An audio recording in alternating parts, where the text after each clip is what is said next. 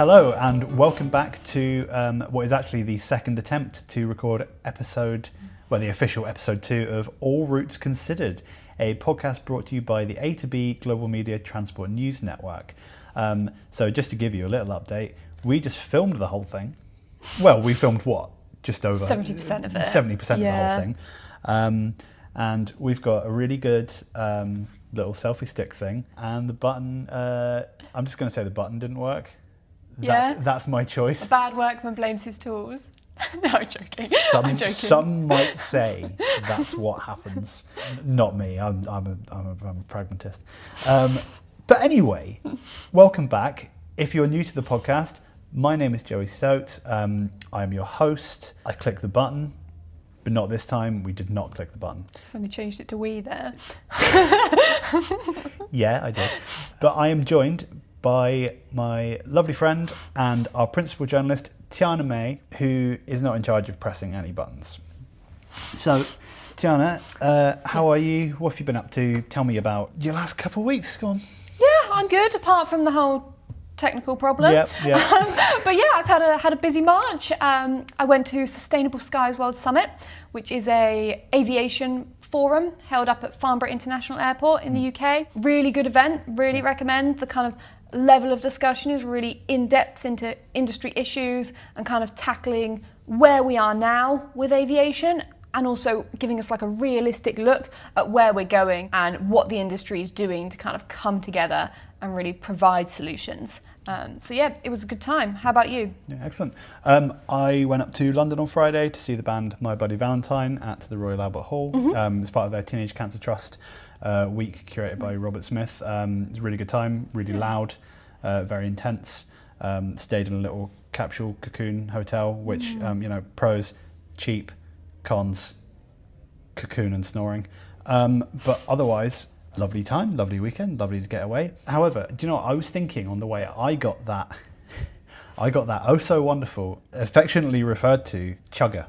The chugger, everyone, is the very, very slow 3 hour 45 and change train from Exeter St David's to London Waterloo. It stops in everyone's garden. It stops at bus stops, I think. It goes forever. And so I got that up on Friday, and on the way back I got the GWR from London Paddington to Exeter St David's. However, I would like to throw a caveat into that sort of like mini rant I just had that kind of tells you everything you need to know, that neither of these trains have seats made for human backs. I actually find the chugger more comfortable. The chugger is more comfortable. The seat and that's condition, it. yeah. It is a real toss-up, and doing them both in one journey, I find that you really get the full-blooded picture of one is fast and it's nicely air-conditioned, and the toilets have that thing where you go tunk when you close it, and I really enjoy that. Oh, I never go to the toilet on the train. I always go to the I toilet have on a the good train. bladder. No. I do. Mine's mixed. Okay. I sometimes go to the toilet on the train, and those are better. However, the chugger, it may be more comfortable, but it's just... You sat there for too long? You're sat there for too long. Okay. You're sat there for too long. So you preferred your journey down? I preferred the journey down. Okay. But also, like, obviously you have to take into account the cost difference. Like the one going up from St David's to Waterloo is so much cheaper.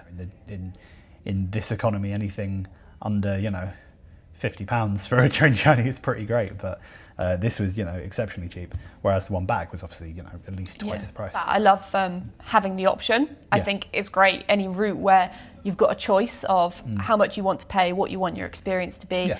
And, if you've got the time and you've got something to be getting on with, then paying a lot less money for a slower service, that can be a positive thing. And we kind of see that worldwide as well. You see kind of in Germany, the ICE high-speed trains cost more than, say, getting a regional train. And then in Canada, they're building this Auto high-speed network. Course, and that's kind of following the same route as their Via Rail network already does, but is going to make the journey time a lot faster.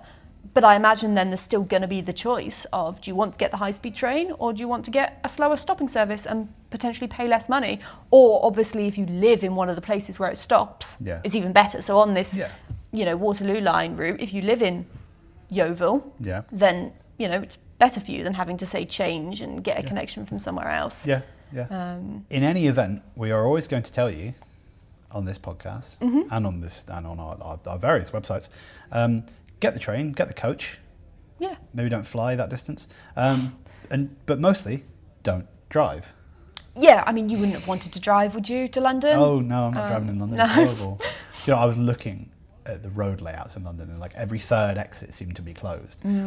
And I don't understand how people drive in London. No, I don't know why you would drive in London. Well, no, the public transport's so good that the quickest way to get across London is to get the tube. Yeah. The majority of the time. Yeah. Like the bus network's amazing. The tube is great.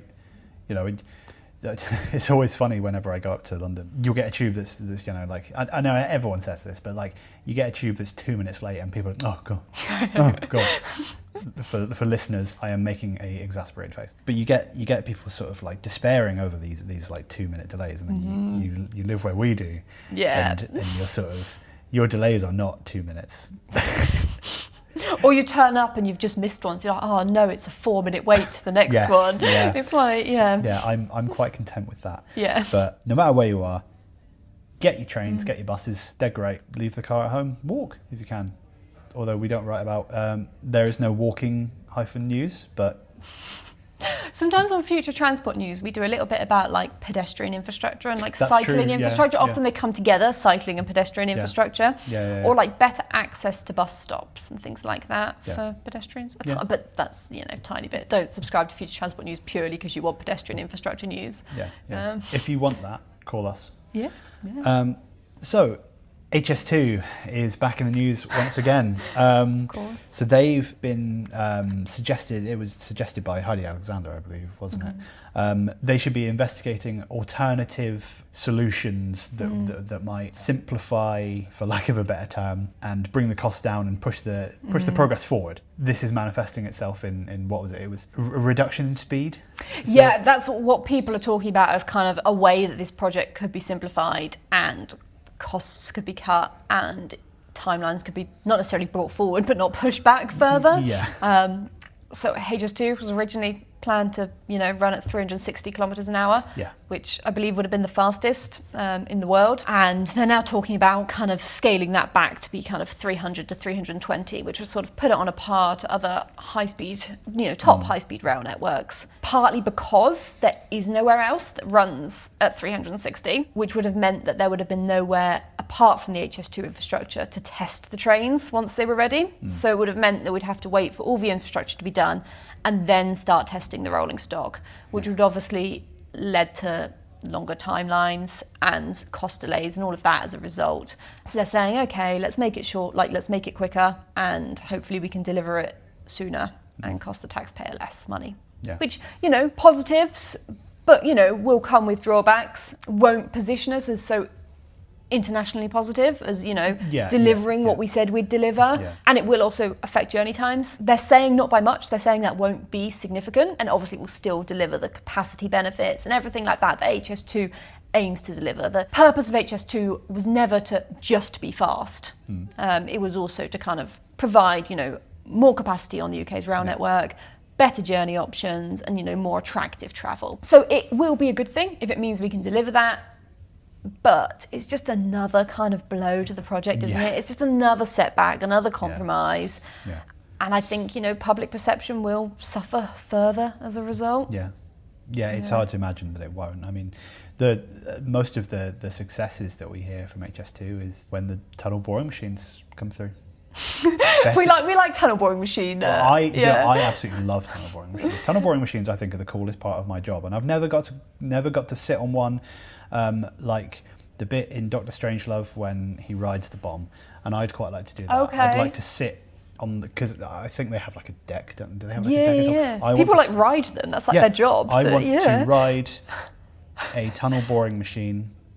So if anyone listening or watching has the means to do that, once again, call us. I would love to ride. Or send an email. Do you know what, maybe I will send an email. I could send. You could contact HS2. HS2 would be your easiest people to get in touch with, as opposed to flying to Sydney. You were writing about tunnel boring machines in Melbourne the other day. Yes, But I mean, we write about London and Sydney as well, don't we? Yeah, we do. Yeah. That always seems to be popping up on my radar. I mean, that project seems to be going really well. Yeah. Yeah. It's a metro, like urban metro, in Sydney, under the harbour, which is quite cool. So those tunnel boring machines are doing some impressive work. Yeah. They're all made by one company as well, aren't they? Yeah, who's that? Herrennecht. Oh, yeah. Did I get that right? I don't know. I think it is Herrennecht. I trust your... Yeah. You've been writing about them a lot recently. I have. Anyway, off rail and onto bus. And again, it's a bit of a... It's a slightly... it's a bit of a downer again, isn't it, really? Yeah. So Alexander Dennis have proposed what seems to really be a pretty massive consolidation of their manufacturing efforts. They are looking to shutter their Falkirk site and transition their Larbert site to just produce chassis. So not producing full bus bodies anymore. Like complete vehicles will no longer be produced solely by Alexander Dennis. It's definitely a blow for bus manufacturing in the UK and the wider supply chains. Yeah. And we talked about this a lot in our previous podcast episode. And we looked at the rise of competition from countries like China in producing electric vehicles and supplying buses for UK transit agencies. And this really shows the impact that's having, because ultimately Alexander Dennis was one of our big players, and now we're basically left just with Wrightbus as a British bus manufacturer. Yeah. So it'll be interesting to see what impact this has, whether the supply chains stay strong or not. Jobs will be lost as a result. Obviously, they're saying 115 jobs will be lost at Alexander Dennis. But they are also emphasising that this move safeguards 400 jobs. Because obviously, if they are struggling financially, they've made a plan that enables them to stay operating and hopefully still financially viable and produce efficient buses at a good price and stay competitive and relevant, just not the entire bus and only at one site, which is definitely a blow. Yeah. Well, I mean, they've said that they will retain the ability to restart manufacturing. But, I mean, we'll have to see how that hopefully how that pans out. Yeah. I mean, in the previous podcast episode, we talked about things that the government could do to help support British bus manufacturers and that kind of thing. And if we get to a point where we are supporting our domestic companies, then hopefully companies like Alexander Dennis would respond to that and increase their capacity and build back up again.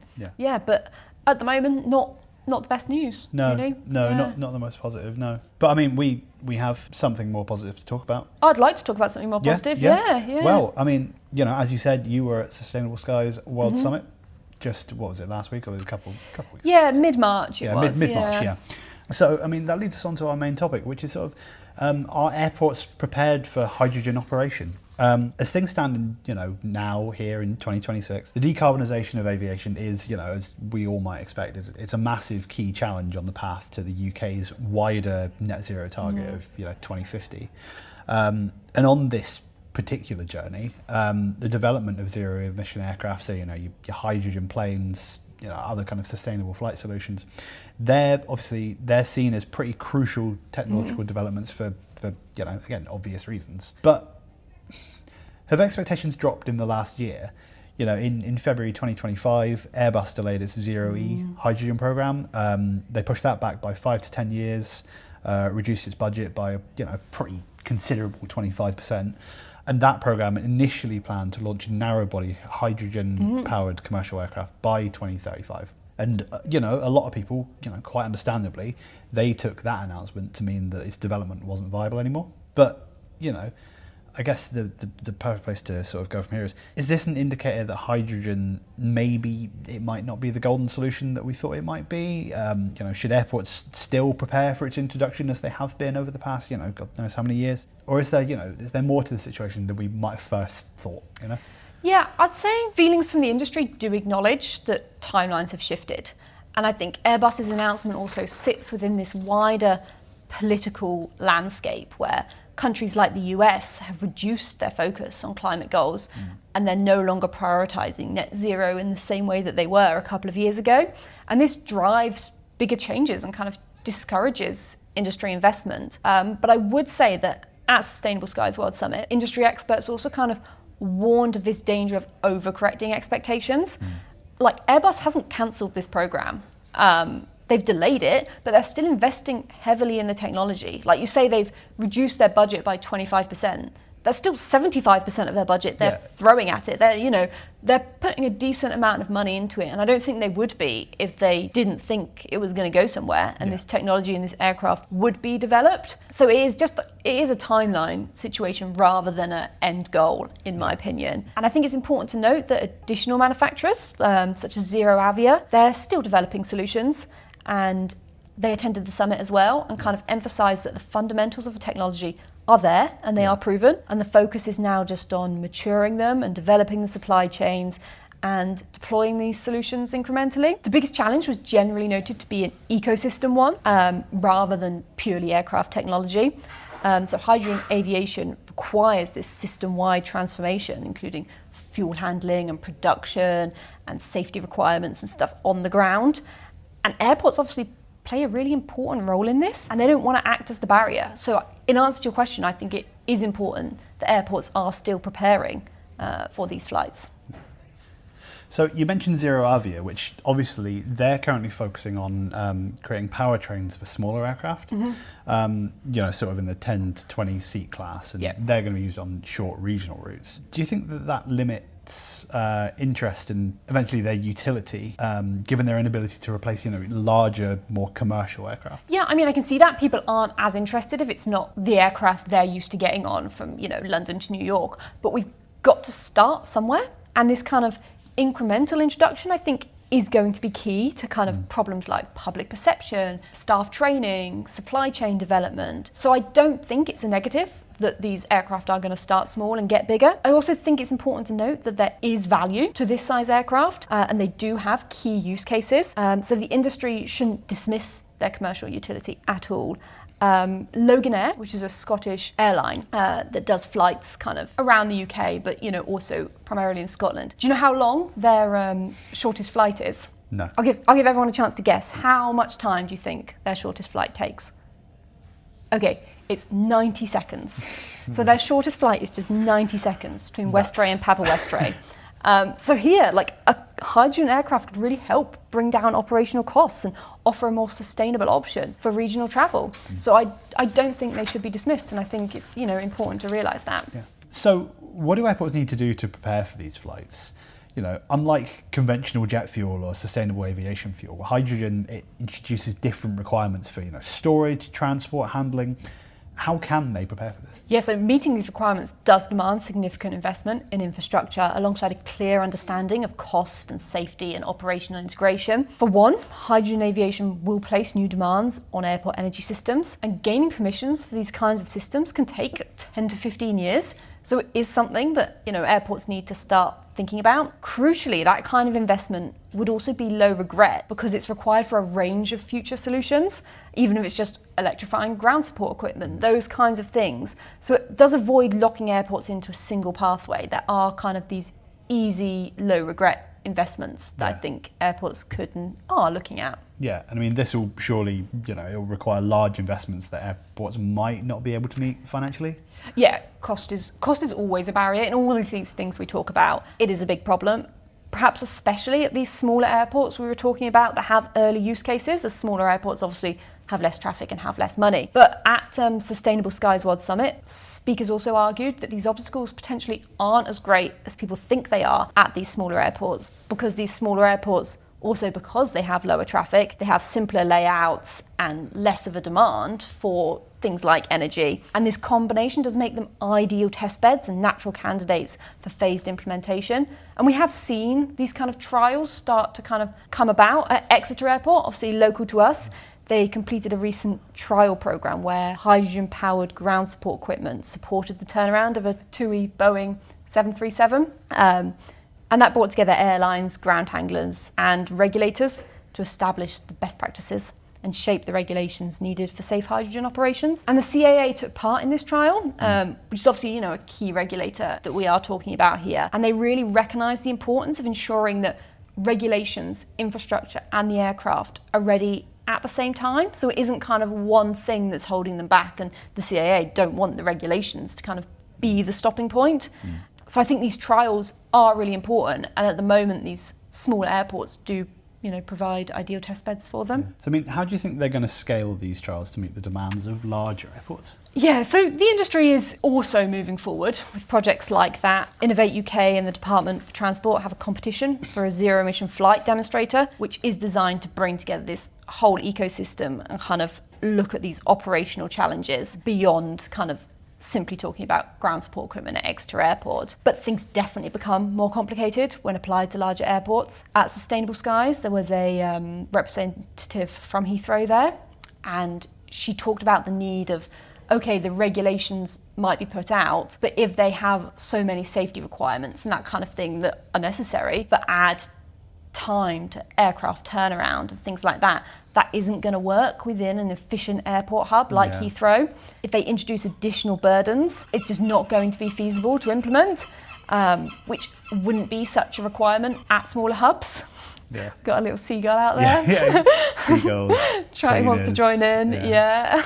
It's been a good day. I'd say Airbus's postponement also had a large impact at hubs like Heathrow, where it kind of influenced airport infrastructure planning. So when Airbus was targeting this 2035 entry into service for a narrow-body aircraft, it provided Heathrow with this clear incentive to invest in hydrogen infrastructure, as narrow-body aircraft account for around half of the airport's movements. So this was going to be an aircraft that really would make a difference at hubs like Heathrow, rather than, smaller places like Papa Westray. So Heathrow was actively planning requirements to facilitate this vision and was safeguarding space for hydrogen liquefaction on site.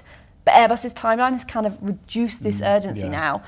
So it really has, had an impact on these larger hubs. Yeah, of course. No, I mean, as has to be sort of brought into any kind of discussion with anything like this, how does this all sit with the sort of the current sort of geopolitical shifts? You were saying earlier about the US reducing its focus on climate goals. Does this push us any further away from the likelihood of reaching net zero by 2050? Yeah, it's definitely an unfortunate consideration, isn't it? And it's not just the US. In the UK, you've got kind of upcoming parties like Reform UK, that kind of thing, who are also putting less of an emphasis on climate goals and moving away from net zero. Even the current Labour government has sparked controversy with kind of pitting green against growth through projects like East West Rail and stuff, where they want to kind of support this economic growth more than they want to protect the environment.